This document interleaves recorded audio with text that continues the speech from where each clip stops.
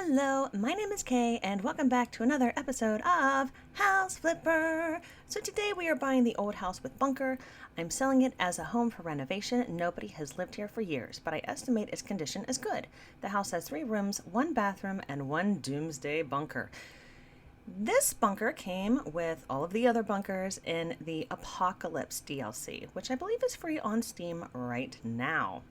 So this is a little bit disappointing, but there is a house here, and we have already flipped this house. Everything about this house is exactly the same as a flip that we have already done.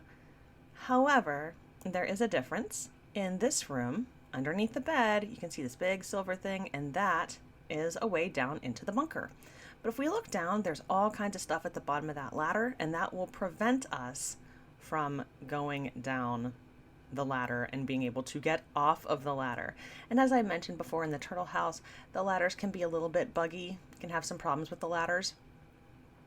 And you will also notice on the left side of the screen, there are 3 potential buyers that we have not seen before. We have at the top Maria, in the middle we have Ted, and at the bottom we have Lone Wolf 37. And these are the only potential buyers that we have for the bunkers. And this place is a complete disaster. Look at all this garbage. There is food everywhere, and we could very easily just sell all of the food and buy new food, but I don't want to do that. So instead, I put myself through it. I will not be showing the entire process. There will be some little cuts here and there, but I do straighten out this food situation. Out of all of the houses in House Flipper and all of the DLCs, this bunker is my least favorite, but I am always the most satisfied when I'm finished with it. Let me explain why. If I even need to, look at the food all over the place. And I really like things to be organized. I'm not going to blame it on anything, it's just me. But because of that, I do take the time to organize all of the food. So we have all of the same colored cans together, like these green ones are cans of meatballs. We're getting into cans of tomato soup and cans of chickpeas. Yeah, it is a very long process. It took over an hour just to get the food situation figured out. And my biggest fear was getting stuck on the ladder going upstairs, because this happens quite frequently. It happens at least once every time that I work on this bunker, where I will be trying to pick something up and I cannot pick it up because I'm stuck on the ladder. Again, not the ladder, the fold-out ladder, but the ladder leading out of the bunker. So here we have some bottled water. This is where one of the times that I get stuck. I cannot pick anything up. I am trapped on the ladder. I cannot go up. I cannot go down. So I just must go completely out. And I'm back in the beginning of the bunker. But as you can see, the amount of food is definitely dwindling down. That has to be put away. And you do not have to put the food away like this. You could just simply delete all of the food and buy new food. But I don't know. As much as I dread doing it and I hate doing it while I'm doing it, it is so satisfying seeing all the food all neatly arranged like this. Growing up, my late grandma had a lot of food on shelves like this in her basement. She was from the generation, right around the Depression, where you wanted to have a back stock of food and not worry about running out of food. And yeah, this was essentially my grandma's basement, but without huge industrial sizes of things. There would be normal sizes of things like jars of peanuts and maple syrup, as opposed to here's a 5-gallon thing of soup or something. And I always remember that there are 2 little things that are hiding on the shelf back there, right above the guns. Now, for this flip, ta-da! All done. For this flip, we are selling the guns. And that is not like a personal political statement or anything like that, but we are attempting to sell this house to Maria, and Maria does not like guns. Maria's idea of like the perfect bunker is a place where she could live at least half a year. So she likes lots of food. All of the potential buyers like a lot of racks for storage. Ted and Lone Wolf 37 are both into guns, but the big difference between Ted and Maria are the guns. Also, Maria wants it to be kind of like a real home, like a place where she would live for half a year, so she does want furniture and things like that. So I did play around a little bit to see how much furniture I could possibly give her without it bleeding over into what Ted wants, because Ted, a lot of the things that he's interested in are the same things that Maria is interested in.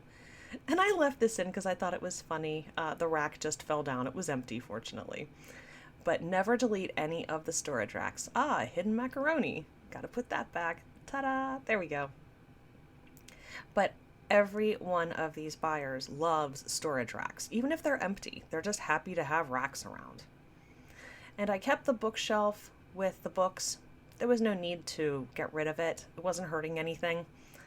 And plus it might count as like a shelf/rack. I'm not sure, but if it makes them happy, it makes them happy. I did get rid of some of the industrial protecting doors and just put in like regular doors because Maria wants to be here for 6 months. I figured she wanted to look a little more homey. And there we go. These lights, I've never used them before. They are from the Cyberpunk pack. The triangular lights. There it is. All nice. I wanted to make sure that I got a shot of that for my thumbnail because at the end of the video where they show the before and afters, they never show that. And I find that very frustrating after I put all that time and work and effort into it that it's just not there. So Maria really likes a little kitchenette area. I know that Ted does as well, and both of them want 2 beds at least. I believe that Ted might want more because I think his whole family is going to be down here, but Maria wants an extra bed in case she has some kind of gentleman that she'd be spending time with. Her words, not mine. And so I bought this thing called the Spoon of Survival. It doesn't really affect the score of, do they like it, do they not like it, but I figured she should have a Spoon of Survival since she doesn't want any guns. And I put down a couch because I know that she wants a couch, but when I put that couch down, Ted went to the top of the list, so I deleted it immediately because this house is for Maria. And this monitor is going to act as a television once I can find an appropriate place for it to sit. There we go. It's fine up there. You do have the option to paint the walls and put down different flooring.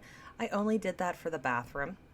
I was anxious to get out of this space. I find the bunkers to be very claustrophobic, and they're all 3 of them like gas masks. You can see there's all kinds of things here that they would want.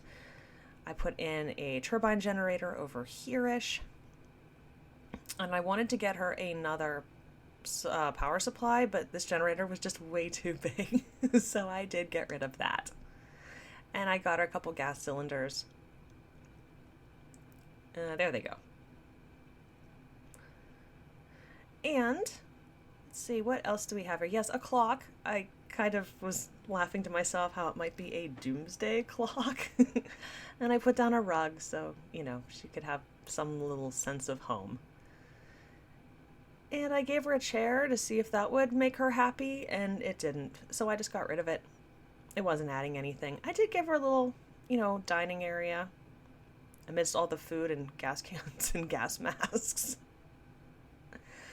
But the whole thing about there being a house involved, she wanted a house upstairs, like outside of the bunker, so that she would have a place to live before and after the apocalypse, I suppose. And this should be giving all of us some flashbacks to the beginning of the coronavirus pandemic. Lots and lots of toilet paper. I saw on Reddit somebody did a bunker that was just completely full of toilet paper, and it was quite amusing for those of us who fortunately did not have to worry about toilet paper. For those who did, I do apologize. I did virtually nothing to this house. I painted the walls, put up some wallpaper, I made a bedroom, I made a bathroom, I made a living room, kitchenette, and a home library. And that is it. Because no matter what you add to these rooms in the house above, it makes no difference to the potential buyers. Here we are stuck on the ladder, and here we are able to go down the ladder safely now. Look at all that food. That is an awful lot of food. But you will see at the end when the buyers are showing their what they like and what they don't like, Ted will say that there isn't any canned food.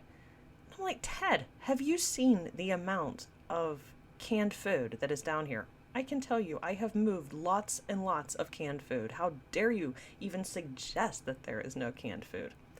I did not provide Maria with a mirror because I think after the apocalypse, the last thing any of us would be worried about is what we look like. That stove actually was from the upstairs, so I did not have to buy a stove. I just moved it down into the bunker. And that's it. I'm so glad that this house is done. It is the bane of my existence in some ways, but I'm always really happy when I see that shelf just full of food, all neat and clean. The house has 8 rooms, including the bunker, basically. Yeah, there isn't any canned food, says Ted. Well, Ted, you're wrong. She likes gas masks. They all like gas masks. They all like first aid kits. And I definitely jacked up the price for negotiations because of the amount of time that this took. And effort, of course. Will she take it? She took it. Profit of $100,000. That's amazing. So that's it.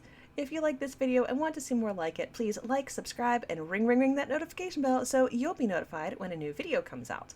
Please leave your comments and suggestions down below. Thank you so much for watching, and I'll see you next time.